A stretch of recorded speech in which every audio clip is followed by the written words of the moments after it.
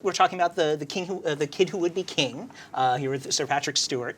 I wanted to ask to begin with, King Arthur and Merlin, you play Merlin in the film, they both could be considered the world's original superheroes in some way. How do you feel, why does their story, why are they still so popular even in this age that we find ourselves in with Marvel and DC and actual comic book heroes? Well, the Arthur legend has been popular for, well, all my life and hundreds of years before that. You know, I was introduced to it by an English teacher, and that was the Thomas Mallory book, Mort d'Arthur. And I was captivated by it. I loved fantasy when I was a child, and I loved things that, you know, I think the first book I ever read was Treasure Island, the Robert Louis Stevenson book. And that was my kind of guiding book for a long time. And then King Arthur took over. Them as dies, they'll be the lucky ones. I remember. Do you remember the movie? Robert, who was the actor? He was a wonderful actor, and I can't remember his name. How embarrassing. But then somewhat more sophisticated was the Mort d'Arthur. And I devoured it, and it's a big book. But all of the elements that are in it, whether they're political or social or whether they're about relationships, are still as pertinent today as they were when Mallory wrote it, in the late 16th century, I think, or early 17th century. So it's been around a long time. For people coming to it today, again, thinking about where, do you see any similarities between those characters and the heroes that you see in the X-Men franchise, for example? Do you see a direct descendance in the X-Men series from Merlin and King Arthur? Well, in many of the superhero movies now, they depend on a world which we haven't really known at all. You know, people don't have those special powers. Sometimes I wish they did. I mean, you know, I come to hate flying, and I would just love there to be a transporter. But with the Arthurian legend, even though there is a Merlin, a wizard in the film, and even though there is magic with the sword and so forth, nevertheless, what happens in it is happening to real people, recognizably real people.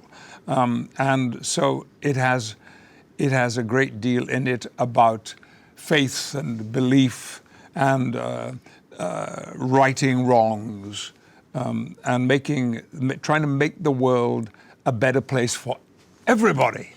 Not just a few lucky people who happen to get in the way of the superhero, you know. And I think that has been its power all along. But now, with The Kid Who Would Be King, we've got something completely different because it's present day, and the leading roles are all played by children. And they won't mind me saying children because I think our oldest one was Rihanna, and I think she was maybe 15 when we shot it. And Andy Serkis, who plays Arthur, is 14 now, so he must have been 13. And they're all remarkable. The five leading roles, which are Arthur and Sir Kay and Bedivere and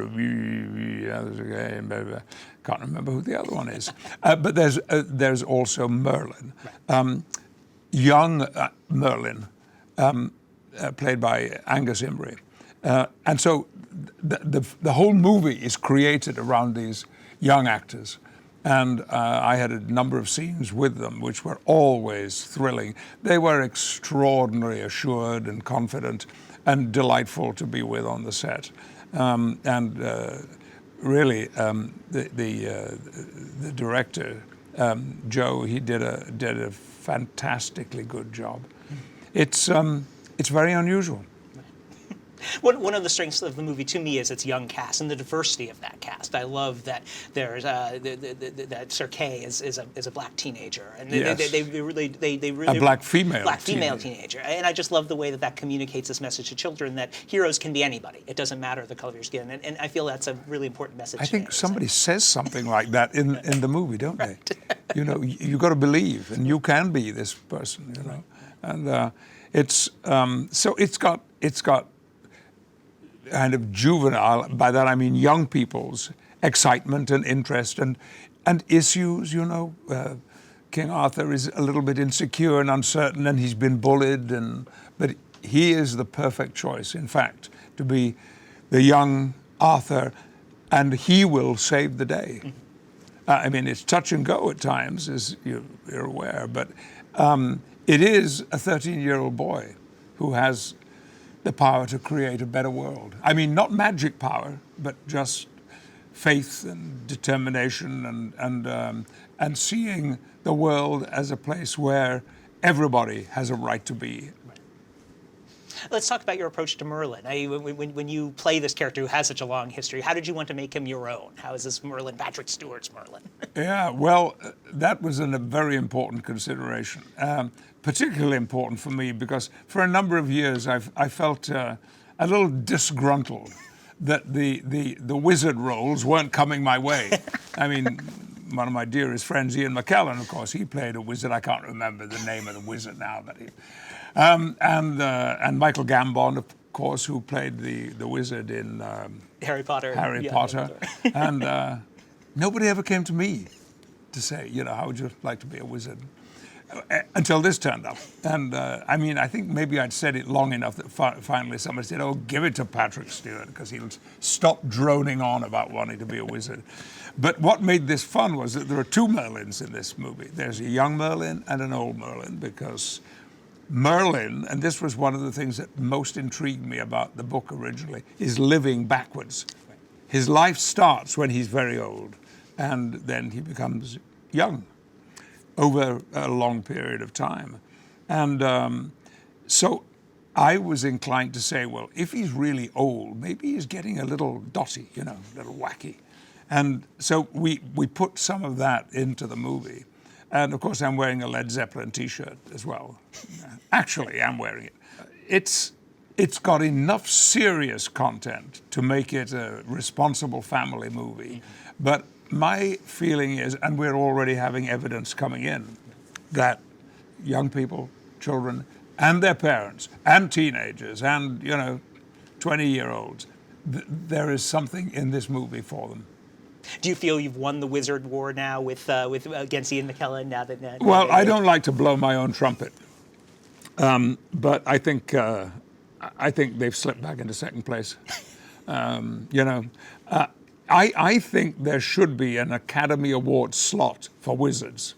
You know, and I'd be quite happy to go up against Michael and Sir Ian. I think that'd be great. But so far, nobody has taken me up on that. They're scared. That's why.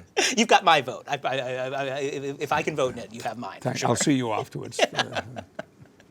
Well, we have you here. I do want to ask a few Star Trek questions. It's a big year for the franchise. It celebrates 50 years since the original series was canceled, 25 years since Star Trek Generations, which has one of the most iconic moments where you meet Captain Kirk. What do you remember about working with William Shatner on that first day? You say it's 60 years since the original series? 50 years since the original series was canceled. It went off the air, and then it they lived did three again. seasons, didn't they? Yeah, And then right, three seasons. Yeah, and then but for meeting Captain Kirk and Captain Picard is one of those moments that every Trek fan treasures. Well, it was a little bit of a mixed experience that became a very good one, because all of us in the show got, from different things we'd heard, a slightly uneasy feeling that William Shatner, was not too happy about this new series. And we didn't get to see that much of him, but finally we did. And what happened was that I'd been doing something in Las Vegas, and the studio were flying me back to Los Angeles, and Bill hitched a ride. Can I come in? Can I come in and play with you? And I said, sure, yes, of course, being a little uneasy. Anyway, what a terrific guy he turned out to be. And we talked about, this is science fiction, we can do anything. So maybe Kirk and Picard can have an encounter. And then we had a long one because his character went all the way through the first film. Do you remember what the first scene you shot was together? Yes, I do. He was, because of course it was a kind of dream sequence. Mm-hmm. He was living in a lovely old farmhouse, and he was chopping logs in the garden when I walked out of the forest, out of the wood, and saw him for the first time.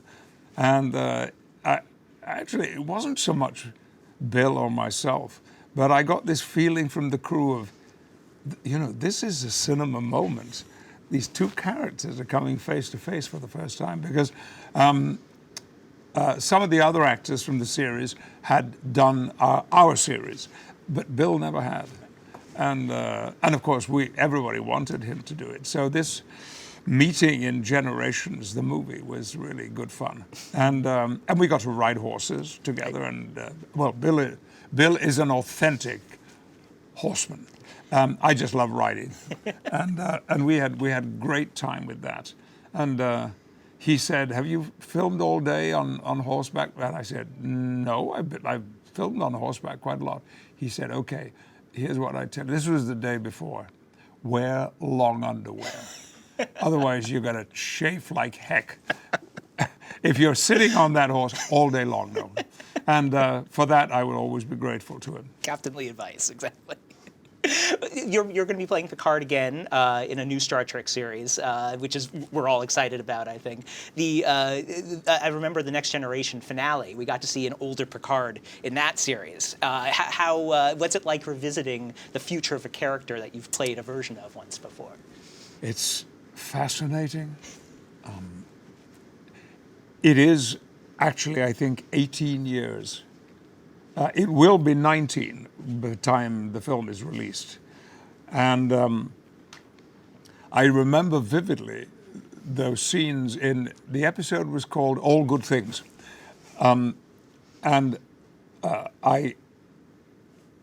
grew a beard, and they made me up old. I looked older then, 18 years ago, than, I don't think I'm saying too much, than I will in the upcoming series, because this Jean-Luc Picard and Patrick Stewart are the same age. So I have little to worry about in that sense. But I was, it was a difficult decision because although I loved being Picard and working on that series for 7 years was a great experience with a wonderful cast and production team, I had not realized that there would be a downside to that until I've been campaigning to get to meet a director who's doing a movie, and there was a supporting role in it that I really wanted to get. Or at least just get a meeting with the director. And it was also difficult to do this. Finally, I got the meeting with the director, and he was lovely, very friendly, and he said, I admire your work, I think you're terrific, but honestly, tell me, why would I want Jean-Luc Picard in my movie? It was crushing. You mean that's it? That's my future? So I determined stay away as much as possible from science fiction. The same week I was offered X-Men, and I turned it down. And then Bryan Singer took me out to lunch and persuaded me that this was going to be quite different. And indeed it was, of course. But I certainly, there have been so many proposals of, we'd like to have you in your uniform in this show, sure, comedy shows, all that kind of thing. And I've always said, nope, no, I'm done. And I agreed to a meeting with the people who were going to produce this new version of Star Trek only because I wanted to seriously and respectfully explain to them why I was turning the project down. But in that first meeting, which maybe lasted an hour and a half or so, I heard just enough to realize that this was something very unusual. And I was intrigued. So my agent and my team, we talked after the meeting, and I said, listen, would you ask them to put something on paper? The different story ideas were coming up, so that I could really have time to look about and study what they want to do. Well, they did, and I think I got about 16 pages. And, well, to say I was hooked wouldn't be quite true, but I was extremely interested. And I said, can we have a second meeting, please? And I told them I was interested, but I still wanted to know more. You know, what I was afraid of was, in some way, this is going to be jokey. And I don't want to do that. I respect the work we did on Next Generation. Mm-hmm. It changed my life in every way. You know, if you didn't go to the Royal Shakespeare Company or the National Theatre, you'd never heard of Patrick Stewart or know who he was. And they did. And again, my agent and I went out and we talked, and I said, you know what? I think I'm up for this. But I'd asked a lot of questions, and the answers were all very satisfying. And I was struck by how clever these people were I was talking to. Really smart people, right, who could tell a narrative very well and seemed to be tuned into what an actor might need to hear. So I signed on. Yeah. And but it was all big secret. Yeah. And when they said, okay, we've I'd signed the contract, and you've got to, we're going to announce it. So we're going to have one of our team will make the announcement, and there'll be a press conference. Right. And I went home with that knowledge and got back to them and said, look, I've done a lot of Star Trek conventions over the years. I do very, very few appearances now. Here's what I think. Coming up is the Las Vegas Comic-Con. Mm-hmm. Why don't I just show up? And as it happened, I showed up right after Bill Shatner's hour that he'd done. And nobody was expecting me to be there. And Alex Kurtzman, who is a senior executive producer, he went out and said, well, I would like to talk to you about Discovery, his show. And I know there have been rumors going around about other things. You know what? Why don't I bring somebody out here who really knows what's going on? And he didn't announce my name. I just walked on the stage. Right. And, well, of course, there was a lot of enthusiasm. I think there were between 2,000 and 3,000 people in this hall. I talked very, very little about what we had in mind. But at the end of my little 5-minute speech, I said, so the one thing I have to tell you is the captain is back. And the response was incredible. And I mean, far better than any press conference could possibly have been. And that excited me too. There is still enthusiasm. Mm-hmm. Mind you, I think for science fiction nerds, it never goes away. Right. You are for life. And I'm not writing because I'm not a writer, but I've been in the writer's room for a total of 3 weeks in the last couple of months. Wow. The work that's being done there is extraordinary. I just sit and listen. I mean, these clever guys' ideas going backwards and forwards, like, what if? No, that wouldn't work. What if? What we have coming up is exciting. It's exciting for me because it excites me as an actor. Right. Oh, the story is great. And I could be so careful what I say, or they'll skin me alive if I say the wrong things. But it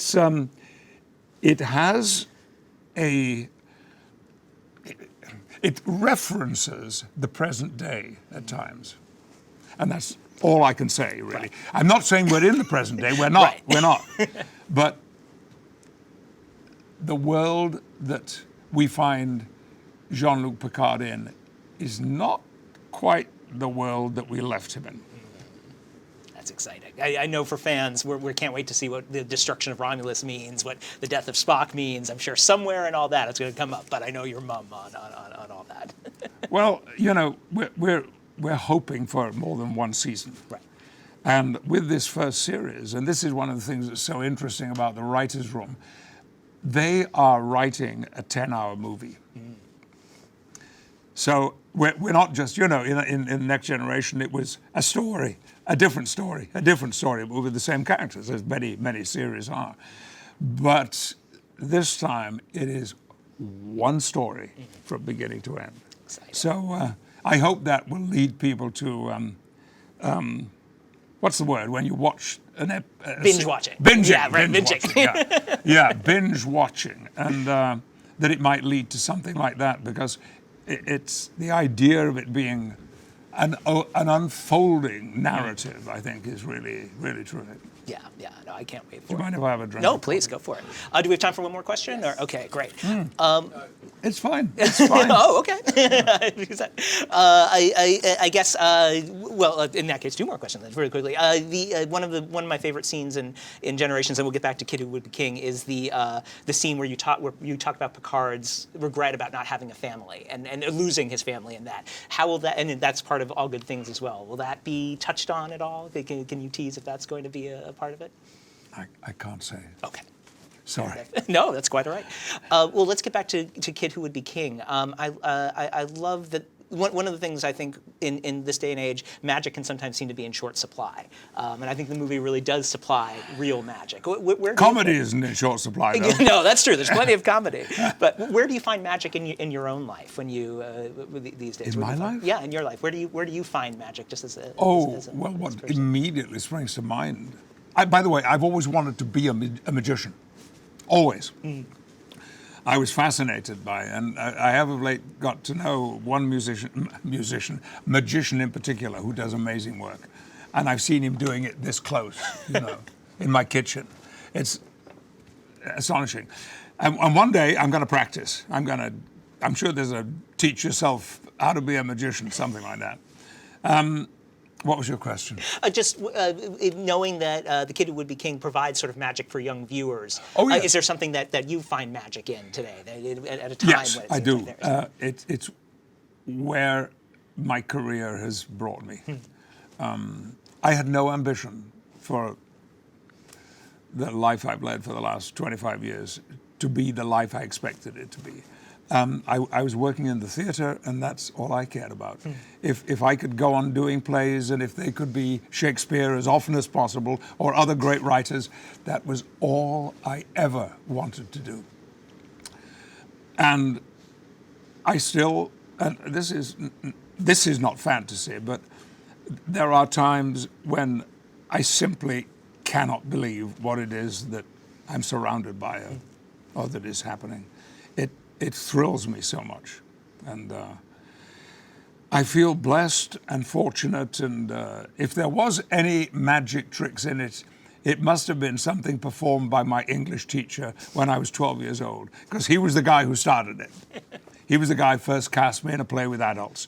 We had my school had a theatre company, and it was all based on the staff who worked in the school, so they were all teachers, and the headmaster's wife directed the productions, and he cast me in one of the plays. And I'd done little pageants and Christmas time fairy things, But to work with grown-ups, especially when they're your teachers, was a bit challenging. But the very first time I walked on the stage in the school hall with a packed audience there, and I knew I'd been made fun of because of what I was doing by my pals. And the fact was that my private life was a little chaotic and sometimes a little scary. But I walked onto that stage in front of those people. They were in darkness. I was brightly lit. And I felt I was in the safest place I had ever been. And that hasn't gone away. There was something about pretending not to be Patrick Stewart, but somebody else. To not be in the world that Patrick Stewart, was in, was such a relief.